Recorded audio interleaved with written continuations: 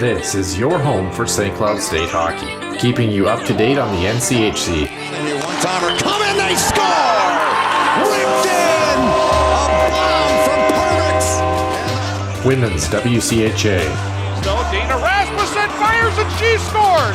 Dana Rasmussen for the Huskies alongside The National Hockey League. Dwayne Kaprizov in for a chance to win it! He scores! Kirill, the thrill is for real! Welcome to the NHL, a game winner! And everything from the state of hockey. St. Cloud Cathedral is now 42.6 seconds away from wrapping up the school's first ever title. Welcome to the Huskies Warming House Podcast Den.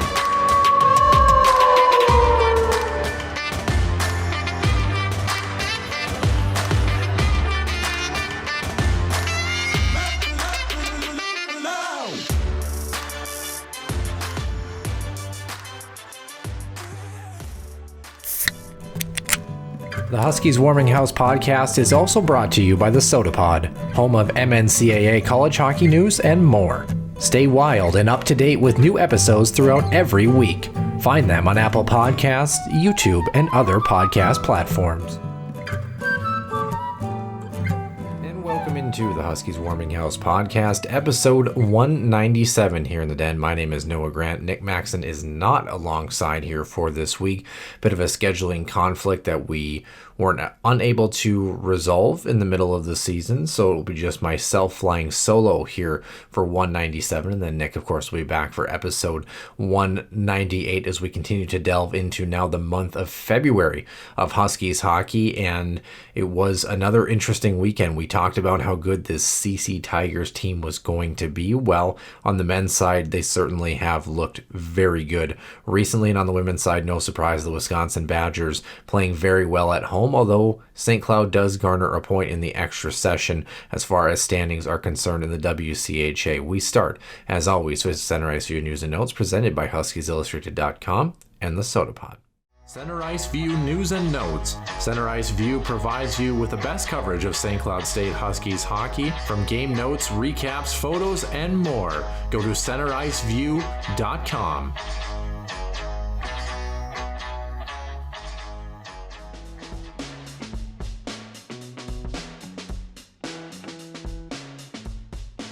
Episode 197, myself, Noah Grant, at SCSU Hockey _91, bringing you the information today. Nick not alongside for this week. We're going to start as we normally do on, or I shouldn't say as we normally do, we've kind of switched it up for the month of February, talking about the men's hockey team who ran into a red-hot Tigers squad and unfortunately got burned this past weekend a little bit in a team that I think the NCHC is quickly realizing is a lot better than maybe they were in the first half of the season. In fact, you think about St. Cloud and their particular swoon, I guess, and historically they've had this coming out of the month of January into February where they just seem to really kind of struggle at this time. Right now, CC has been anything but. On the other side, they've looked very good in the NCHC as they continue to climb the standings. We talk about the standings actually in the NCHC after this weekend.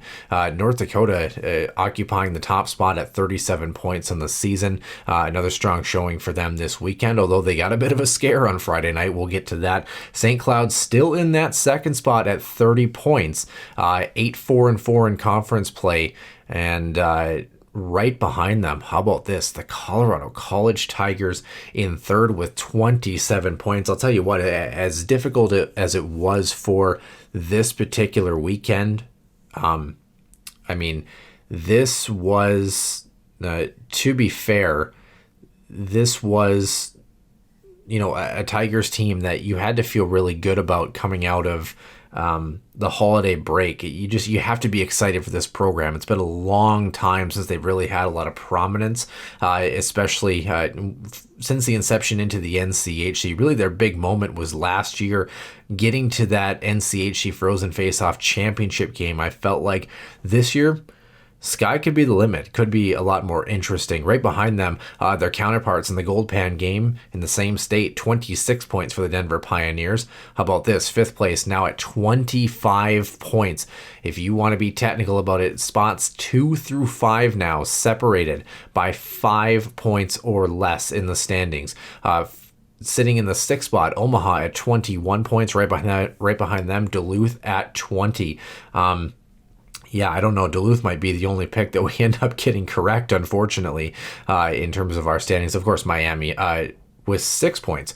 We'll talk about that as we move forward as well, too. But this was a weekend where you look at the NCHC and you kind of go through the schedule here. We'll pull it up and we'll start, of course, on that Friday night. We talked about North Dakota getting a scare. Well, they certainly did. They went to Miami. And yeah, they were down 4-2 entering period number 3. They tie the game with, I believe, less than a minute left. It was right around that 1 minute mark. I actually think 51 seconds, if memory serves correct. They tie that hockey game up. And then North Dakota takes care of business in overtime, 5-4 over the Redhawks. That would have been a big boost if you were a Huskies fan watching that game intently in Oxford, Ohio. Saturday night, North Dakota 4-1 was the final score. But the Redhawks, they're not getting blown out of hockey games. I think that's important to be made clear. Is I feel like in years past, we've talked about some pretty lopsided scores for Miami. They don't have a great squad this year. Let's be fair. This is not the turnaround year. This has not been the big momentous jump that we were hoping to kind of tighten up the parity in the NCHC in that bottom spot. But they played a lot better, I think, especially moving into the second half of the season than a lot of people give them credit for. As far as Omaha and Duluth matching up against each other in two teams that were right next to each other in the standings, well, credit Omaha. They did exactly what they needed to do, and they did them both in regulation. 5-1 the first night, 4-3 the second night at home at Baxter Arena. Victories over the Bulldogs. That's big in terms of the standings moving forward. Denver beating Western Michigan 3-2 in Denver at Magnus Arena the first night, and then the second one 7-2, the final for the Broncos. Boy, a little bit of anger and rage, I think, coming out of Western Michigan in that second night. They have really struggled mightily. I think them and St. Cloud have been in the same boat, unfortunately, recently when we're talking NCHC conference play. But speaking of our men's hockey team on the St. Cloud side, it was an interesting weekend. 2-1 overtime finish on Friday. The Huskies do get a victory, and then 5-3 they lose in regulation on Saturday. So let's talk about that Friday game first. This is a game where Colorado College was the better hockey team. You know what? CC was probably the better hockey team all weekend. I think that's fair to say, and that's a very concerning thing for St. Cloud. Now, counterpoint to this is the Tigers aren't a bad hockey team. You know, yes, they're third in the NCHC. Yes, we're getting hyped up about them. Yes, everybody's starting to take notice. But we've been preaching about this in the Huskies Warming House podcast for quite a while. This is a better team than people give them credit for, and I think we're kind of finally starting to see that come to fruition. But big yikes if you're a Huskies fan here. 45-24 were the shots in this hockey game. 11-6 for the Tigers in the first, 10-8 in the second, 21-6 in the third period. The final period of regulation has not been kind to St. Cloud, I feel like, as of recent. 4-3 was the margin for the Huskies in overtime. This was a riveting back and forth OT affair when we got to the extra session, though, and the Huskies do take home the victory. And I would say we're fairly lucky to do it.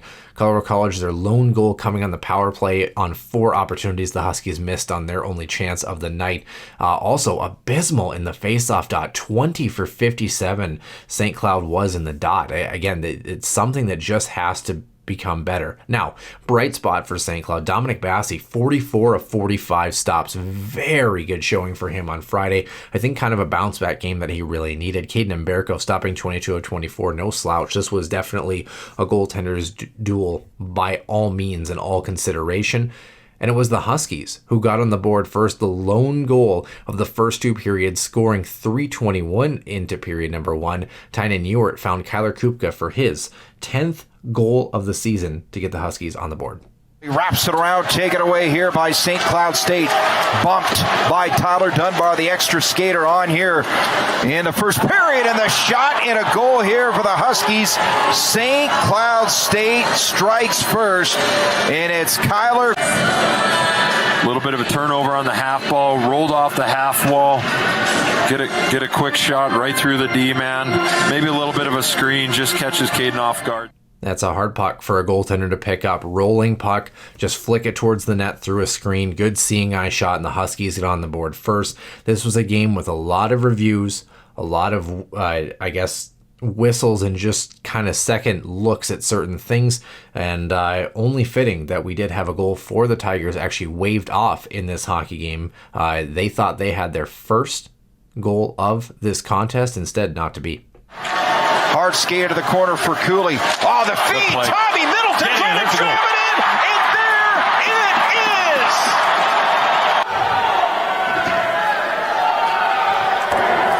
After review, we have contact with the goalie.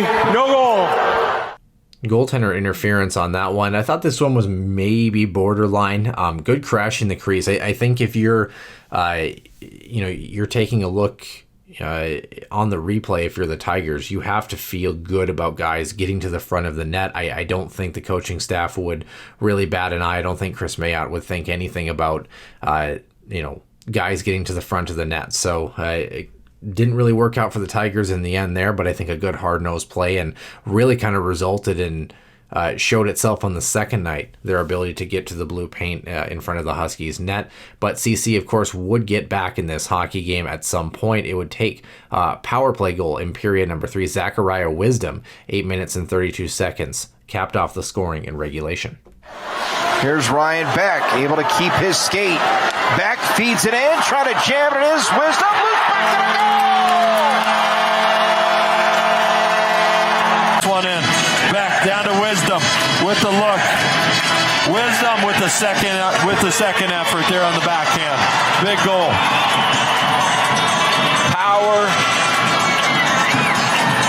I believe power play goal. They got it in.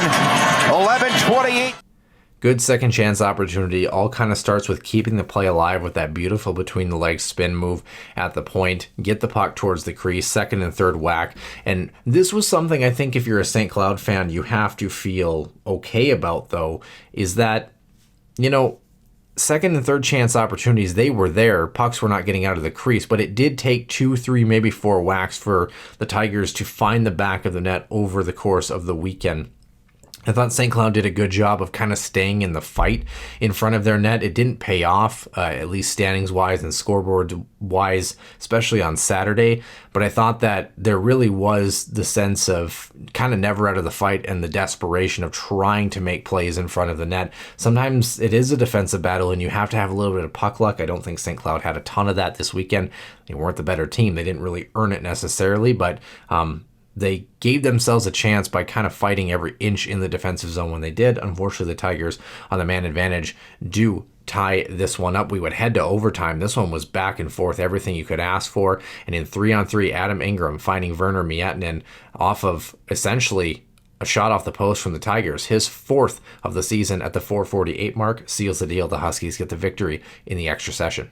Way down here is Brett Lake to win it. Lake's shot hit iron. And now St. Cloud State, they have numbers.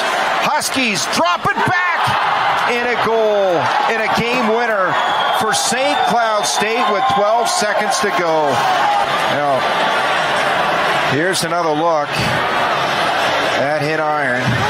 So are they, did it come off the post and off the netting over there? Good look for the Huskies there. Really nice, essentially second flow, finding the trailer. A good seeing eye shot, probably one Caden Mbereko wants to have back. Tough for the Tigers, but good for the Huskies. I mean, a lot of resolve, a lot of grit to turn out with the victory in this one. Again, a game where the Tigers were largely the more dominant team in this hockey game. Bit concerning on the St. Cloud side overall on the weekend, but you'll take the points. We've talked about this a lot too, where sometimes when you're not playing well, being good enough to still pull points out of a weekend is really important. Everything matters in the NCHC. You think about this game at Ed Robeson Arena this weekend, but specifically, of course, this Friday night, still could be the difference maker down the line. Even though the Huskies, I don't think, are playing particularly well right now, could be the difference maker as we move forward into February and ultimately into March and the end of the regular season. Now, on Saturday, the Huskies do not get the job done. They lose in this one. 5-3 is the final score. It was not pretty. St. Cloud was kind of chasing the game from the beginning onward. 31-25 was the shot margin in this one. 10-9 for the Tigers in the first, 11-6 in the second, and 10 even. The margin going to the Tigers overall. Power play goals galore, special teams in this one. St. Cloud 2 for 3, bright spot there. 1 for 3 for the Tigers. Special teams not exactly stellar defensively for St. Cloud, but I wouldn't say exactly terrible either. It really kind of felt like a wash in the end. I just don't think St. Cloud brought their best effort. However, faceoff.wise, just one faceoff win under 500 in this one, so a little bit better look there as well. In net, Dominic Bassi stopping 26 of 30, Caden Emberko 22 of 25 for both the netminders, and it was the Tigers scoring at the 15-28 mark for the lone goal of period number 1 to make it 1-0 heading into the locker room after 20 minutes of play. And Bassi still made the save. Good reaction there by Dominic Bassi. Puck comes into the slot. Here's Middleton. He shoots and scores. Oh, he one-times it off the feet.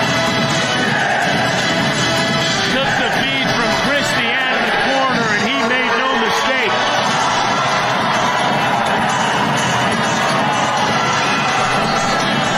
Tiger goal at 15-28. And it all starts with St. Cloud losing a puck battle on the half wall, down low on the boards. Weak side guy is not being picked up in the slot.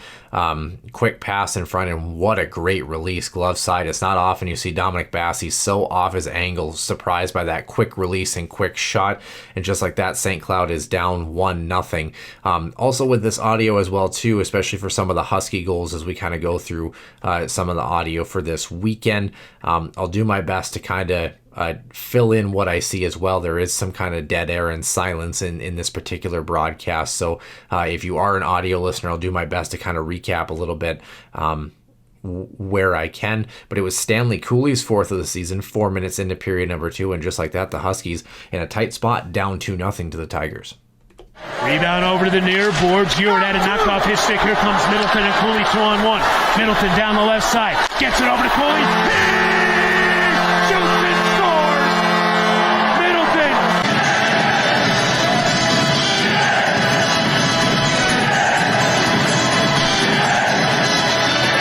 Tommy Middleton was patient coming down the left side. He waited till he got past the outstretched body.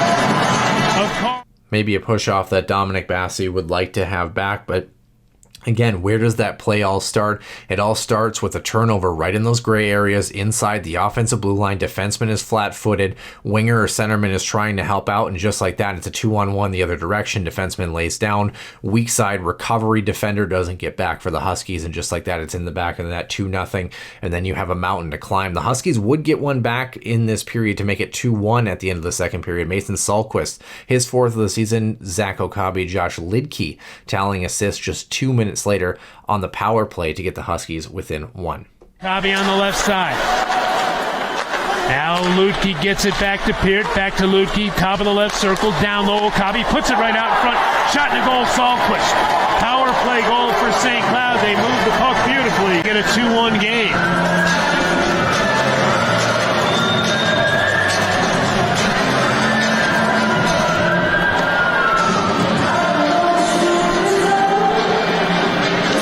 Salquist left alone, coming down the right side. Yeah, I mean, sexiest goal of the weekend by far. Hey, I would say for either team, beautiful tic-tac-toe play. You've got a left-handed shot at the top of the key, kicks it down low to the near side, and seeing eye pass between the legs, no look across the crease. One-time opportunity for the left-handed shot now on the opposite offhand on the right side. One-time opportunity over the glove side. Caden Emberko almost still makes this save though, despite how beautiful the play is, but just like that, St. Cloud within 1 in this hockey game. It felt like, at least in this one, that St. Cloud maybe had a chance to climb back in this one. They gave themselves an opportunity heading into the third period, win a period and have a chance to at least push it beyond regulation, or, win a period, win a hockey game, so to speak. Not to be. 7:37 mark. CC on the board extends their lead back to 2 And just like that, the Huskies are down 3-1. And puts a big hit on Warren Clark. Loose puck in the St. Cloud zone. Puck comes over to Lava. His shot stopped. Rebound. Score. Gleb Berenian bangs home the rebound. The Tigers pressured. Berenian came away with the puck. Lava took the shot. He took the second one, and then it was tipped by Berenian. And again, where does this play all start? The Huskies having a really difficult time getting out of their own zone, moving north, turning the puck over.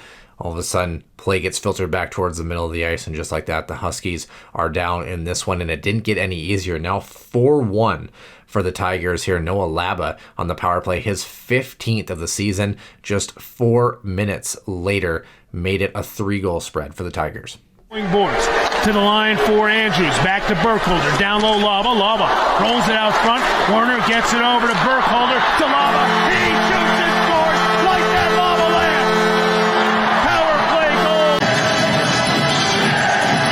Burkholder's shot was blocked by Anhorn, and it came right over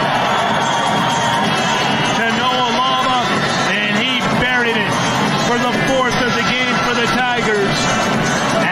11:35. And unfortunately, nothing Dylan Anhorn could do. Blocks the first shot. Then the second shot goes off the tip of the blocker. Huskies almost get away with one here. But yeah, another good look on the power play and great puck movement and great passing had St. Cloud swimming in this one. But St. Cloud would get a power play goal back of their own. Kyler Kupka's 11th of the season. Adam Ingram, Dylan Anhorn redeeming themselves on this one 3 minutes later at the 14:21 mark. Around the boards, Hall gives it to Kupka. He'll tap it back to the blue line. Anhorn over to the left circle. Ingram, his shot save, rebound, goal. Kupka picks up the loose change, and the second power play goal cuts the Tiger lead to 2 at 14:21. The time of the Kupka goal. Yeah, good shot through a screen coming from the left-handed shot up at the top of the point. St. Cloud likes to work off of that side with so many left-handed shooters that they have. And then after that, picking up the rebound and the loose change, the Huskies make it a 2-goal spread. But unfortunately, the Tigers' 16-11 mark, a power play goal on the empty net tally would seal the deal for the Tigers. And Anhorn keeps it in. Over to the right circle. Hall with a shot that's blocked. And it's going to be cleared by Middleton. Empty net at the other end. Does it have enough? Yes, it does! Tommy Middleton is second. However, Tynan Ewert and Adam Ingram with 40 seconds left to play. Tyson Gross, his second of the season, second as a Husky, did make it 5-3. The Tigers respond after losing a game they dominated last night. Well, they respond with a strong performance here tonight as a shot by Ewert is tipped and it goes in behind.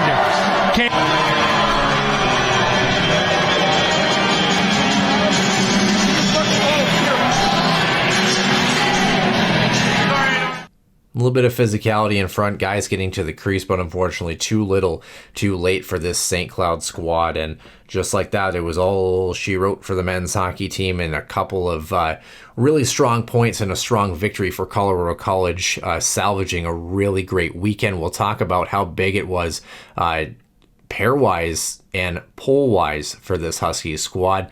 If you were curious on the St. Cloud side of things, I thought Dominic Bassey actually looked pretty good. Gave St. Cloud a chance.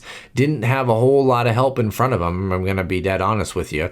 But nonetheless, gave his best effort, and I thought it was a good, strong bounce-back weekend for him. We talk about his effort level, by the way. He's got a 901 right now and a 265 goals against average. On the other side of things, it is Dylan Anhorn with Kyler Kupka and Adam Ingram right on his heels. Vieti Miettinen rounding out your top 4 into the double digits, so to speak, in terms of essentially point getters for the Huskies. Now, let's talk a little bit of pairwise here. Of course, this is one of the more intriguing pieces that we pay attention to. Well, St. Cloud, not exactly in a great spot. Technically 15 right now if you want to be A lot of ties going on from 10 down to 15, so to speak. But if you're St. Cloud, not a great spot to be in. And let's take a glance. Who's right behind them? Colorado College and Omaha both tied at 17, hot on the heels of the Huskies in the pairwise. And if you want to know what everybody else thinks, you're looking at the polls here. It's actually CC vaulting St. Cloud. St. Cloud at 16, Western at 15, Colorado College now at 14, Omaha cracking the top 20 as well, Denver at 5, North Dakota at 2. The Denver one still has me a little bit puzzled, though, I'm going to be totally honest with you. But nonetheless, if you're St. Cloud, not exactly the best look right now as we take a look at games coming up here. And we've got quite a bit of an interesting spread. We've got a couple of bye weeks coming up here in the NCHC, so important to kind of keep an eye on that. Of course, this Friday, our Huskies are back in action. They travel for another 2-game road swing in Oxford to face Miami, who has not been great, but not been totally terrible either. Can give teams scares. If you're St. Cloud, this could be a really good building block, or it could be an oh shit moment, to be honest, right now in this part of the season. Western Michigan will also host Omaha this weekend, and that's a very important matchup. And then how about the following weekend, by the way? Colorado College hosts North Dakota that weekend, so pay attention to that one. Should be a lot of good hockey on the line. But if you're St. Cloud right now, on the men's side of things, yeesh, not exactly the greatest of showings, unfortunately. St. Cloud is in a position right now where, they're not playing their best hockey. Let's just put it that way. They have not been consistent enough. Defensively, defensively, I would say they've looked okay, but they spent a lot of time playing defense. It's how I would maybe kind of characterize that. They've had a tough time getting out of their own zone. First pass has not been great. Their transitional game has not been great. What makes St. Cloud hockey so good is they transition really well, and they attack with speed. They attack with numbers. They're not doing that right now. They're not establishing a lot of offensive zone time. Unfortunately, history is kind of starting to repeat itself a little bit. I think if you're St. Cloud, you feel really good right now that the first half of the season, especially in the NCHC, has put you in an okay spot. You're talking NCAAs, though, in the big dance at the end of things. St. Cloud's going to have a really damn good push at the end here to put themselves inside the top 10 or near that number 10 spot right now. A lot of thinking to do. It's hard to feel, I would say, majorly overwhelmed about the weekend because I want to be honest, this Tigers team is good right now. I don't know if they would get essentially a potential at-large bid in the NCAAs, but they're kind of making a case and pushing right now, depending on how they can finish out. If they could take care of North Dakota again in their own building, similar to what they did at Ralph Ingolstadt earlier this year, things could get interesting really, really quickly. Moving over to the women's side here, they, of course, traveled to Wisconsin, earning a point on that first night and a very tough road swing. This is both teams, by the way, men's and women's, for the Huskies, had 1-goal hockey games entering period number 3 in that second night and just could not finish the job, unfortunately. Before we get to that, though, let's take a look at other scores around the WCHA coming back from the previous weekend. Of course, St. Cloud played Saturday, Sunday, so we'll get to that. But Friday, Bemidji State 11-1 the final. Ohio State gets the job done. Second night 9-1, a combined 20-2 margin. Yeah, the Buckeyes are good. Minnesota 3-1 over St. Thomas the first night, 5-2 the second one. A bit of a more outright spread in that second contest. And then Duluth doing the Huskies no favors. 3-0 and 2-1 were the finals against Mankato in Duluth. So if you're a Huskies fan, you were hoping for a little bit of luck. Well, not to be. Unfortunately, on the women's side, we talked about how important those drops against Mankato and St. Thomas are as we approach farther and farther into the season. But why don't we take a look at the WCHA standings? Of course, this women's team did garner a point this past weekend. 61 points for Ohio State. Yep. They're good. I mentioned it. 21-1 on the season. 54 points for Wisconsin, now in second. Minnesota inching back into the conversation at 50 in third place. Duluth Fourth place, last home spot in the WCHA, 35 points for them. St. Cloud, 33 points. We talked about how important those games are. Mankato at 13, Bemidji at 10, St. Thomas at 8, rounding out your crew as we pay attention down the stretch. And we talk about Friday night for this women's team, which both games I thought were a very good showing, all things considered. This is a very good Badgers team. We've talked about it before. Still very good. And you look at a game that ends up having a pretty good attendance, by the way. Shots 47-25 was the margin for the Badgers. 12-7 in the first, 19-8 in the second, 12-9 in the third, 4-1 in overtime in the eventual game winner. Only the second period, really the period of the long change, tough for St. Cloud, who did not have a power play opportunity, but were perfect 2 for 2 on the PK. Actually, were the better team in the faceoff dot. 38 wins, 34 losses. And in both of these contests, St. Cloud State on the board first. Taylor Lind, her 7th of the season. Clara Himmler-Ova, Ella Onik. Just 2 minutes and 16 seconds into this one. St. Cloud leads 1-0. Their own end. Tie between, now back into the slot. Gervais, and that's a goal for the Huskies. Wow, could not Gator advantage. Excellent centering pass inside. Looks like Picard unable to recognize it and tapped in. Excellent play there. Huskies get on the board first.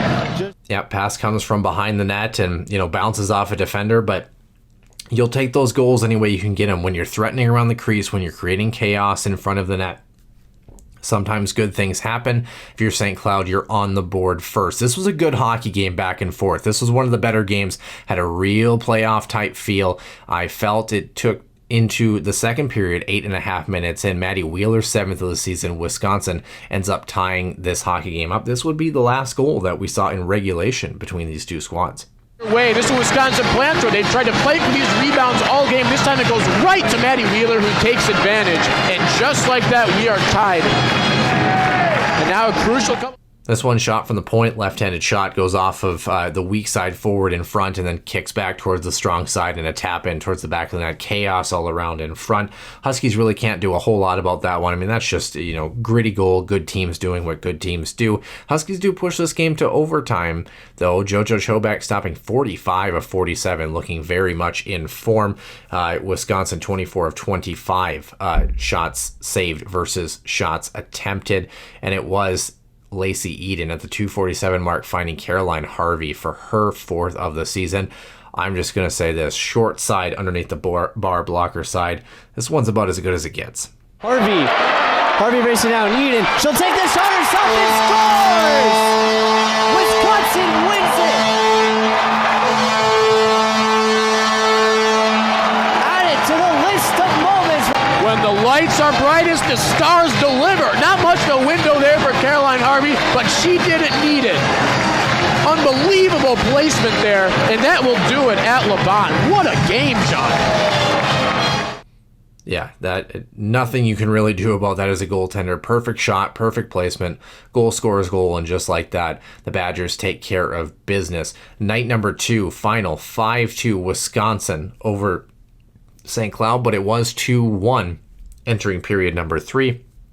Unfortunately, the Huskies cannot get the job done. Shots 32-25 in favor of the Badgers, 13-8 in periods 1 and 10-7 in period number 3, and it was 10-9 Huskies in the middle frame, a much better response in the middle period. Both teams a power play goal. St. Cloud 3 opportunities, Wisconsin 2. Face-offs, the Huskies not so great on this one. 21 wins, 29 losses for them in this one. It was goals each way. Again, we talked about the Huskies opening the scoring first. Again, the audio here, kind of some interesting replays. So if you are, again, joining us on just the audio feed, I will do my best to try to narrate after the fact. Avery Farrell, Katie Kaufman at the 7:50 mark finding Alice Surreal for her 6th of the season. And the Huskies once again strike first. Just incredible passing, following up on those rebounds is what's so important. Always going for the puck, no matter where it is, and just trying to get it in, and that will be Alice Surreal. Shot from the point, and again, chaos all around. The Huskies stick with it, just trying to force a puck back towards the middle of the ice. They get rewarded with a wraparound goal. St. Cloud leading 1-0. Wisconsin would get one back, though. In fact, if you want some bad news, Wisconsin would score the next 4 goals of this hockey game. Just 3 minutes later, they tied it up at 1. Whatever goal he plays against Wisconsin has to make sure to cover it up to prevent those rebounds, and it looks like Ahola unable to get a glove on it, and certainly Gorbatenko, right place, right time for the easy put-in. And this one was tough. I mean, if you're Sonny Ahola, essentially a shot that comes from the slot off of a play that comes off of the half wall, and you're thinking it's going to be a hard shot. It was kind of a duck, essentially, a rolling puck that ended up being a lot lower than I think she anticipated. Able to make the first save, but not able to clean up the rebound, and it's a tap-in to make it a tie hockey game. In the second period, we did only see one goal, Caroline Harvey, the goal-scoring game winner from last night. Power play goal for her from Casey O'Brien and Lacey Eden at the 7:51 mark made it 2-1 Badgers. Caroline Harvey entering this game with 2 goals, now 2 more goals in just this series. You can see here. And affinity for the top portion of the net. A good shot over the blocker, sidestepping right into the middle, grip it and rip it through a screen over the blocker side shoulder, and a very good look for the Badgers, who eventually would end up scoring again to start period number 3 and make it 3-1.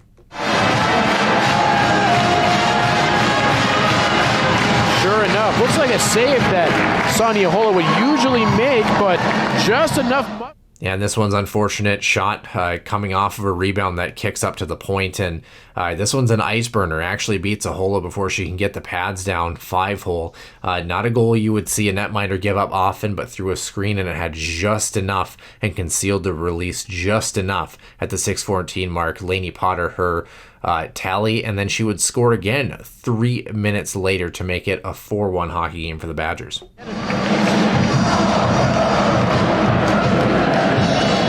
Very similar to her goal she just had as well. Not letting that puck stop, she's taking that shot on the fly. Shows her hockey IQ, shows her that she knows where to place the puck as well as been able to find success.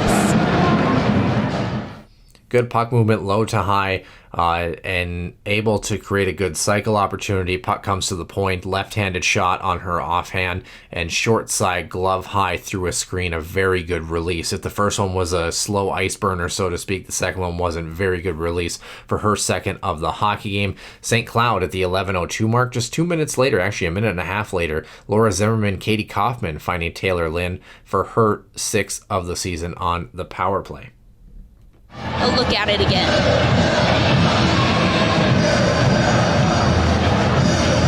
Yeah, easy pickings there for the team cap. And again, good puck movement, east-west, creating a play off of the bumper in the middle, shot redirected on net, and the rebound is right there to cash home on the near side.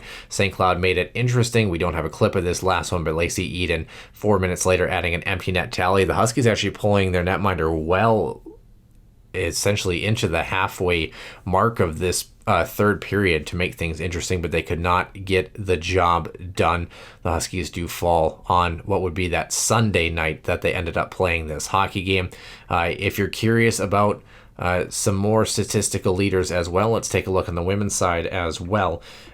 We take a look at our scoring leaders. Clara Himmelova pacing the team again, 15 assists, 23 points, 8 goals for her, 14 assists, 18 points for Katie Kaufman, as well as far as contributors on the playmaking side of things. Emma Gentry, 8 goals for her on the season. Taylor Lynn now with 7. Inching closer to that group as well. And then on the goaltending side of things, Sonny Ahola, a 9.47 for her and a 1.36 goals against, and JoJo Chobak, a 1.87 and a 9.33 goals against average, as the Huskies look to kind of return to form here and continue to make the most of what is a very daunting, very difficult schedule for this women's team. We kind of take a look, by the way, before we get to some polls and standings things here. February 9th and 10th are when these teams are going to be back in action, and if you're St. Cloud, it's a very challenging gauntlet. That first night, of course, the Huskies taking on Minnesota at home, 6 o'clock Central Time. in St. Cloud in the Granite City, and then they go on the road 2 p.m. on that Saturday at Ritter Arena in Minnesota. So the Huskies, a very tough task ahead of them. Why don't we take a look very quickly as well? Number 10 right now sitting in the pairwise, and number 10 right now in the women's poll as well. So St. Cloud right on the cusp of where they're trying to be as they push forward into the final couple of weeks of the regular season. Not going to be easy if you're a Huskies fan, this women's team. I thought it was a very good showing. I thought they played much better this weekend. Certainly deserved the point they got in overtime. That first hockey game on Friday night was a very good one. The second night kind of got away from them a little bit, but St. Cloud, it does not get any easier. If they could steal a couple points from Minnesota, I think it's very doable. This Gophers team has shown some chinks in the armor, so to speak. And then I believe the weekend after that, it's Duluth in a primo matchup where that essentially would probably decide home ice for that final spot in the WCHA standing. So this women's team has had a little bit of hiccups in the second half, not as much as the men have had so far right now, but have a chance to kind of rectify that as they push into the middle of February. It should be some good hockey, as we mentioned. So February 9th and 10th on the men's side, the men this weekend travel to Miami of Ohio, and on the women's side, they have a home and home. First in the Granite City, and then on the road in the middle of the afternoon matinee on Saturday against the Minnesota Golden Gophers, and we'll be here to cover it. Nick will be back, of course, next week with myself, Noah Grant. That will do it for episode 197, and we will see you soon in the den.